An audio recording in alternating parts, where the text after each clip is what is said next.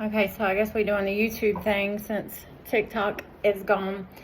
But, I feel like God has put it on my heart for a while to talk about the part of my story where love and sobriety combined. Because last time I got sober, I didn't fully do it for myself. I did it for someone else that I fell in love with, that I'm still in love with. But anyways, he showed me how a woman should be treated, and I had never had that, and that was very important to me. But then I started doing it for myself, and I think that somewhere along the way, I started losing the love for myself. So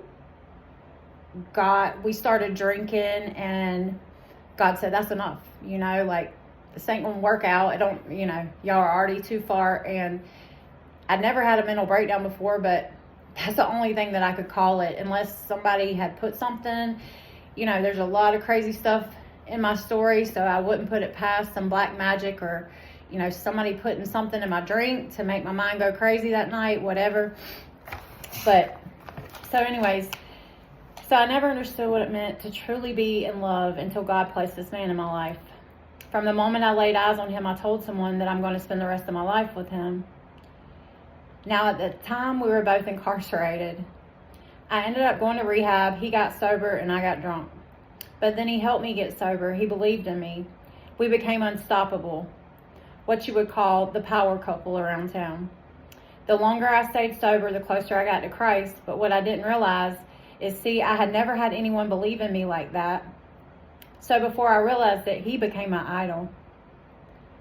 I still loved God, but he had become second. That's when it all went south. The drinking started, and soon I broke down and ran. Ended up using drugs, getting introduced to heroin, where I gave everything I loved up to that addiction. And yet again, this is when the series of sexual abuses started while I was passed out. It was only 2 months after my start of addiction with heroin that I overdosed for the first time, but the grace of God brought me back. I couldn't cope with how I had just walked away from the love of my life, so I began to punish myself with the heroin for hurting my children, him, his child, and myself. I am realizing now that God had me walk away at that time for this season right here. I had to get back to me and loving myself and putting God first above all, so I could reciprocate love correctly. Without God, and I have nothing but, without God, I have nothing, but with God, I have everything.